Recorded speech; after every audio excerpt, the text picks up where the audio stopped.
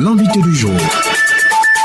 Doudou Dia, bonjour. Bonjour. Quelle est la nécessité de cette rencontre des jeunes sur la consolidation de la paix et la prévention des conflits en Afrique de l'Ouest? L'Institut Gorée a pris l'initiative d'organiser cette rencontre sous-régionale ici en Côte d'Ivoire parce que c'est un pays où on a presque 77% de jeunes. C'est une population aussi qui a traversé, comme d'autres pays, une longue crise aussi. Et la question de la cohésion sociale demeure un défi. Et c'est pour cela aussi, dans le cadre du programme de consolidation de la paix et la prévention des conflits, nous avons pensé organiser la 4e édition sur le leadership jeune et la prévention des conflits en Côte d'Ivoire. Parce que la plus grande richesse demeure la jeunesse. Et il ne faut pas seulement se limiter à informer, sensibiliser, mais aller au-delà. Justement, pour aller au-delà et pour pouvoir prévenir les conflits, est-ce qu'il ne faut pas d'abord comprendre les raisons des conflits que nous vivons? La plupart des pays de la CEDEAO ont connu des conflits, pratiquement 13 pays sur les 15. Est-ce qu'il ne faut pas aller véritablement au fond pour comprendre? Je suis parfaitement d'accord parce qu'il faut comprendre les causes profondes des conflits. Causes liées à des facteurs d'instabilité institutionnelle, des questions liées à la sécurité humaine, etc.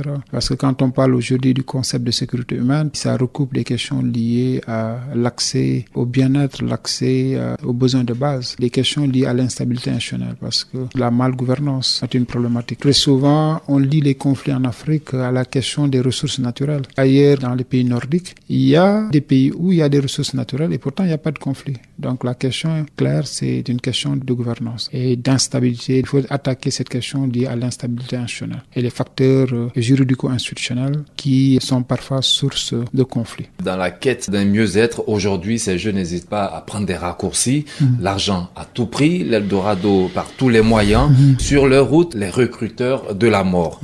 Comment canaliser les jeunes qui représentent plus de 70% de la population africaine? Il y a 3 choses. La première chose, c'est au niveau symbolique, la dimension symbolique. La dimension symbolique, c'est comment faire retrouver l'Afrique avec ses valeurs. Nous ne pouvons développer aucun pays sur la base d'autres valeurs qui nous sont étrangères. L'ouverture, elle est bonne. Que cette jeunesse puisse avoir des repères. Parce que souvent, on a une crise de leadership. Parce que le leadership va avec l'intégrité. Si aujourd'hui, nous n'avons pas des leaders intègres qui n'inspirent confiance, ces gens vont partir. Parce que toute dynamique, vous êtes motivé, motivation, engagement, satisfaction. Motivé par le système de valeurs, par la façon de gérer, par ce système d'intégrité. La deuxième chose, c'est l'aspect efficacité. J'insiste là-dessus. L'efficacité est sur le mode de gestion du bien commun qui pose problème au niveau du continent africain. Et l'autre point, c'est le développement des initiatives privées. Parce que nos États ne peuvent pas absorber cette masse de jeunes en attente d'emploi ou autres, ou bien ces gens qui n'ont pas eu la chance d'aller à l'école. C'est à nos États de jouer ce rôle de facilitateur, de catalyseur en essayant de promouvoir le secteur privé national. Ça, c'est important.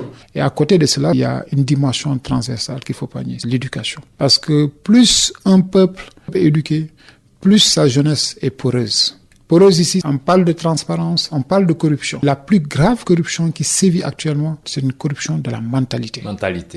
Et cette corruption de la mentalité, la solution, c'est dans l'éducation et dans les valeurs. Justement, pour mieux encadrer ces jeunes, au terme de cette rencontre, vous entrevoyez mettre en place la plateforme citoyenne de dialogue pour la paix et la cohésion sociale en Afrique de l'Ouest, avec certainement même un point focal qui sera désigné dans chaque pays. Quelle sera la contribution de cette plateforme-là et qu'est-ce que ça peut apporter dans la prévention des conflits? Je disais à l'entame de mon propos, il y a 2 choses.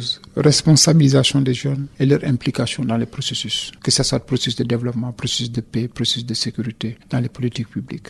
Et très souvent, il y a une différence entre sensibiliser, informer, impliquer. Donc, il faut mettre en place, à travers une plateforme citoyenne de dialogue pour la paix et la cohésion sociale, portée par des jeunes de l'Afrique de l'Ouest, un levier fort de plaidoyer. Très souvent, nous avons des forums sur la paix et la sécurité en Afrique.